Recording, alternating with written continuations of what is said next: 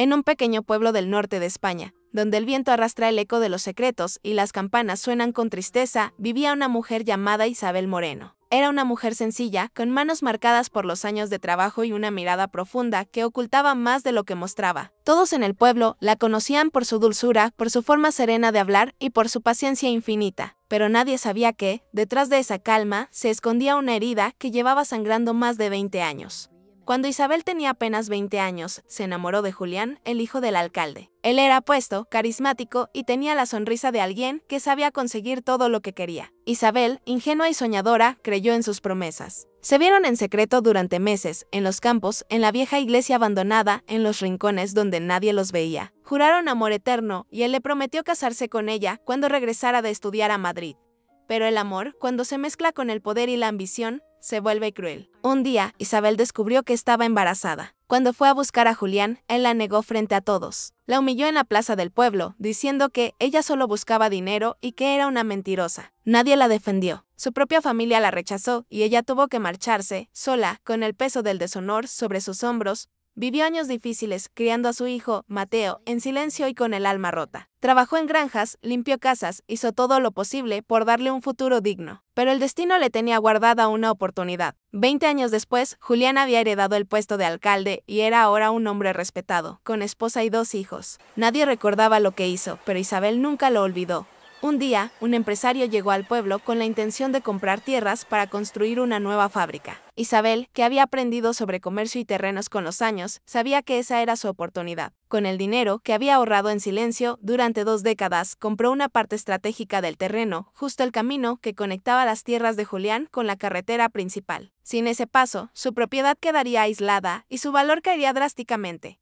Cuando Julián se enteró, fue directamente a su casa. No podía creer que aquella mujer, a la que había despreciado años atrás, tuviera tanto poder sobre él. Entró furioso, con su voz grave resonando por las paredes. ¿Qué demonios has hecho, Isabel?, gritó. Ella lo miró tranquila, sirviendo café como si recibiera a un viejo amigo. Solo lo justo, Julián. A veces la vida da vueltas. Él intentó convencerla, ofrecerle dinero, incluso amenazarla. Pero Isabel no cedió. Le dijo que la única manera de recuperar ese terreno sería enfrentarse públicamente a su pasado. Si él quería el camino, debía reconocer lo que le hizo, no solo a ella, sino también al hijo que abandonó. La noticia corrió por el pueblo como fuego. Las miradas volvieron a llenarse de curiosidad y murmullos. Julián, acorralado entre la vergüenza y el orgullo, decidió no hacerlo. Pero el tiempo, implacable, comenzó a cobrar su deuda. Su negocio empezó a fallar. Las rutas de transporte no podían pasar, los inversionistas se retiraron y su reputación se fue desmoronando. Mientras tanto, Isabel siguió con su vida tranquila. Su hijo Mateo se convirtió en ingeniero y fue quien ayudó al nuevo proyecto de la fábrica, ganándose el respeto que su madre nunca tuvo. Un día, Julián, derrotado, se acercó a Isabel una vez más. Esta vez no venía a exigir, sino a confesar. Fui un cobarde, Isabel dijo con los ojos humedecidos. Pensé que si te destruía, mis errores desaparecerían, pero solo me destruía a mí mismo. Isabel lo miró con esa misma calma que siempre tuvo. No se trata de venganza, Julián. Se trata de justicia. Yo no te odio. Solo quería que sintieras lo que es perder algo que creías eterno.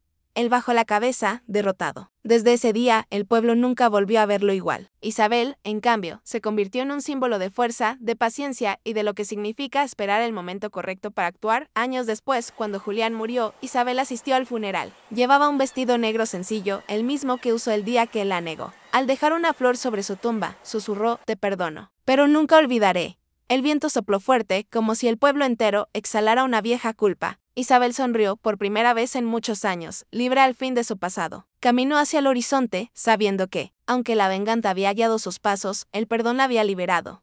Y así, en aquel pequeño pueblo, donde las sombras del pasado aún se escuchan entre los árboles, todos recuerdan a Isabel Moreno. No como una mujer vengativa, sino como la mujer que esperó el momento perfecto para hacer justicia, y después, simplemente, seguir adelante. Isabel Moreno sabía que la primera fase había terminado. Ahora comenzaba la parte más peligrosa, vivir entre los mismos que habían destruido su vida 15 años atrás. Cada paso debía ser calculado, cada sonrisa ensayada. La empresa de Ernesto Luján era una fortaleza, pero también un escenario donde ella podía representar el papel que había preparado durante años. Durante las primeras semanas, Isabel se limitó a observar. Era eficiente, discreta y aparentemente leal. Nadie imaginaba que aquella mujer de voz suave y mirada cansada conocía cada secreto enterrado en los archivos antiguos del lugar. Aprendió los nombres de los empleados, sus rutinas, sus debilidades. En especial, la de Ernesto, el hombre que una vez la había despedido sin razón, manchando su nombre, parecía ahora disfrutar del poder sin recordar siquiera su rostro. Esa indiferencia dolía más que el recuerdo. Una tarde, mientras revisaba unos documentos, Isabel encontró una carta vieja en un cajón del despacho que usaba su jefe directo, un tal Mauricio Ortega. La letra era la de Ernesto. En esa carta hablaba de un acuerdo confidencial con el banco que había causado la ruina de varias familias, incluida la suya. Era la prueba que Isabel necesitaba, pero no podía actuar todavía. No hasta entender todo el plan. Guardó la carta en su bolso con manos temblorosas, sintiendo como el pasado volvía a respirar detrás de su nuca.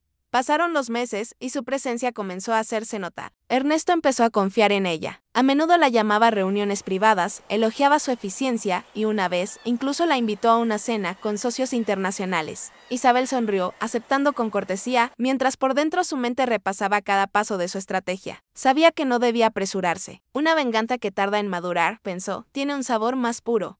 En esa cena, mientras los hombres hablaban de inversiones, Isabel se limitó a escuchar. Pero su mirada no se apartaba de la esposa de Ernesto, una mujer elegante de sonrisa distante. Descubrió algo interesante: la esposa, Clara, no parecía feliz. Miraba a Ernesto con una mezcla de desprecio y resignación. En ese instante, Isabel entendió que la debilidad de Ernesto no estaba en los negocios, sino en su hogar. Esa noche, cuando regresó a su pequeño apartamento, escribió en su cuaderno de notas, Clara Luján, la llave del castillo las semanas siguientes. Isabel comenzó a acercarse discretamente a Clara. La conoció en una exposición de arte, fingiendo un encuentro casual. Hablaron de pintura, de viajes, de soledad. Clara, necesitada de atención sincera, comenzó a confiar en ella. Y poco a poco, Isabel se convirtió en su confidente. Escuchó de sus labios lo que sospechaba: Ernesto tenía una amante, una mujer más joven, a la que había prometido dejarlo todo. Clara estaba destrozada. Isabel fingió consolarla, pero en el fondo, aquella confesión alimentó el fuego que llevaba dentro. Una noche, mientras Clara lloraba, Isabel deslizó un sobre la mesa. No deberías creer en sus promesas, dijo suavemente. Este hombre no solo te ha engañado a ti. Hay cosas que deberías saber. Dentro del sobre estaba la copia de la carta que Isabel había encontrado meses antes, junto con documentos que demostraban los fraudes de Ernesto. Clara, entre lágrimas, los leyó con incredulidad. La semilla estaba plantada. A partir de ese día, las cosas comenzaron a moverse sin que Isabel tuviera que hacer mucho. Clara, herida y furiosa, empezó a cometer errores. Discutía con Ernesto en público, hacía preguntas incómodas, revisaba sus cuentas. Los rumores comenzaron a circular entre los empleados. Y Ernesto, que siempre había sido arrogante, empezó a mostrar grietas. Isabel observaba en silencio, satisfecha, mientras el hombre se hundía poco a poco en el mismo caos que había provocado años atrás. Pero no era suficiente. Isabel quería que Ernesto sintiera lo que ella sintió: la pérdida, la vergüenza, el vacío. Para eso, necesitaba una última pieza. Usó su acceso al sistema financiero de la empresa para rastrear los movimientos ilegales. Encontró una transferencia reciente a una cuenta en el extranjero, bajo un nombre falso, A. Romero. Investigó y descubrió que se trataba de su amante. Una mujer que Ernesto mantenía oculta en otro país. Isabel preparó un paquete anónimo con toda la información y lo envió al consejo directivo de la empresa. 2 semanas después, las auditorías comenzaron. Ernesto intentó culpar a sus socios, a sus empleados, a cualquiera menos a sí mismo. Pero los documentos hablaban por sí solos. Las autoridades intervinieron, las cuentas fueron congeladas y la prensa empezó a hablar de corrupción. El nombre de Ernesto Luján, que una vez fue símbolo de éxito, ahora era sinónimo de escándalo. Una mañana, mientras tomaba café en la cafetería cercana, Isabel vio el rostro de Ernesto en la televisión. Esposado, escoltado por la policía. Por un instante, no sintió alegría, solo una profunda calma. Había tardado 15 años, pero lo había conseguido. Pensó en su madre, en las noches de hambre, en la casa perdida. Todo estaba saldado, pagado con el mismo silencio con que ella había sido olvidada. Sin embargo, el destino no suele dejar cabos sueltos. Días después, recibió una visita inesperada. Clara llevaba un abrigo gris y una mirada nueva, más fuerte. «¿Fuiste tú, verdad?», preguntó sin odio, solo con certeza. Isabel no respondió. Clara sonrió débilmente. «Gracias. Me liberaste, aunque no lo hicieras por mí». Luego se marchó, dejando tras de sí un aire de cierre y redención. Isabel volvió a su apartamento y encendió una vela frente a la ventana. Afuera llovía, igual que aquella noche 15 años atrás. Abrió su cuaderno y escribió las últimas palabras de su plan. La justicia no llega sola. A veces, necesita un rostro paciente, cerró el cuaderno, lo guardó en una caja y por primera vez en mucho tiempo, durmió en paz. Semanas después, decidió dejar la ciudad. Nadie la detuvo. Nadie preguntó. La mujer que llegó buscando trabajo ya no existía. En su lugar quedaba una sombra que había cumplido su propósito. Caminó por la estación de tren con una maleta pequeña, mirando el amanecer. Mientras el tren se alejaba, pensó que quizá algún día escribiría un libro bajo otro nombre, sobre lo que aprendió del odio y la espera.